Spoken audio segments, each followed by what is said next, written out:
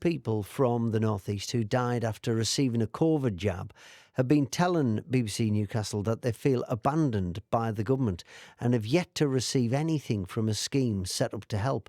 Steph, we've said on many occasions over the last few months that complications with vaccines are very, very rare, but they do happen. They have happened. They're real. And in doing so, they devastate families. Yeah, we know, for example, that 51 million people have had at least one dose of the COVID vaccine, and the Department of Health and Social Care say they've saved more than 120,000 lives. But there have been over 400 reported cases of blood clots and over 70 deaths, including our friend and colleague Lisa Shaw, who died in May just days after having her first jab. Now, there is a scheme called the Vaccine Damage Payment Scheme for people who suffer harm from a variety of vaccines. It was set up 42 years ago and is currently operated by the NHS Business Services Authority based in Newcastle. It's a no-fault scheme, meaning you don't need to prove negligence and you can claim damages of up to £120,000. But the families of those who've lost loved ones say the scheme's inadequate and needs to be overhauled. Here's Lisa's husband, Gareth. So this is a scheme, a compensation scheme set up to compensate people who have become disabled or deceased as a result of a vaccine, and the COVID vaccine was added to this scheme. And I was talked to by another person who'd lost their fiancé to apply for this vaccine damage compensation because Lisa's death has been confirmed at inquest by a coroner as being caused by the AstraZeneca COVID-19 vaccination. And unbeknownst to me, Lisa is the only, if not one of the only people who has a confirmed death certificate. There's no disputing the fact that my wife died as a result of the COVID vaccine.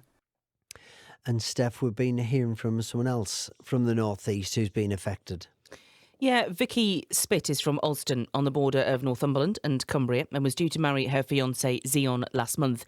Zion was 48 when he died in May, and Vicky says she feels she's been abandoned. I am fuming. It's not so much about the money and the compensation, it is about the way they are trying to hush up or ignore and disrespect these people who have died trying to do the right thing.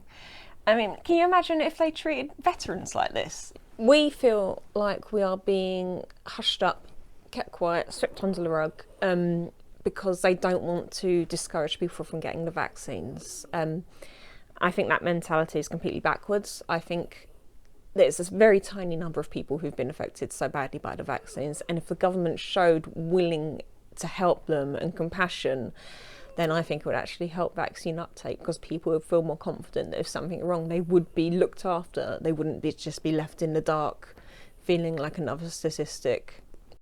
So what is happening with payments, Steph, from the compensation scheme? Who's in charge of this scheme?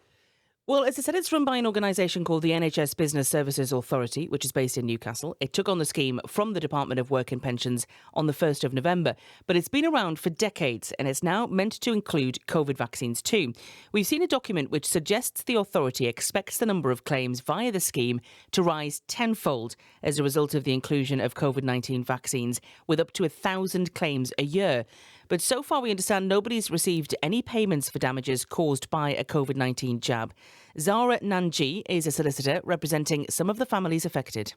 It's a scheme that's just a one-size-fits-all, but it actually doesn't fit anybody. So to qualify for a payment under the scheme, there needs to be a 60% disability, which means that you've got to be very seriously disabled to qualify for any kind of payment at all. That leaves people within the sort of very seriously injured range without any recourse to any help. So first of all, the threshold is very, very high. But then secondly, in terms of if somebody is 60% disabled, although the sum of £120,000 sounds like it's a lot, actually, if you're looking at lifetime of care, which is most likely, if someone's 60% disabled, it's not going to go anywhere near reaching the care needs and the treatment needs of the person that's been rendered disabled. Right, so that's a solicitor representing some of the families. What have the government had to say in response? Well, we've been speaking to the Vaccines Minister, Maggie Throop. The vaccine compensation scheme is a scheme that's been in place for many, many years. So it's not a new scheme at all. And it is there and in place to make sure that there is a payment for such instances. And one thing change that has been made recently, it used to be the DWP who administered it. It's now moved to the Department for Health and Social Care, and more advisors have been put in place. So hopefully there will be seen to be a speed up of any claims on that. And we asked her if she thinks £120,000 is enough. The particular scheme you're talking about is a one-off payment, irrespective of other claims that may happen. So I think it is a standalone scheme and not the only scheme that's out there. In a statement, the Department for Health and Social Care says the Vaccine Damage Payment Scheme provides additional support to help ease the burden on individuals who have, in extremely rare circumstances, been severely disabled due to receiving a government-recommended vaccine for a listed disease. All vaccines being used in the UK have undergone robust clinical trials and have met strict standards of safety, effectiveness and quality.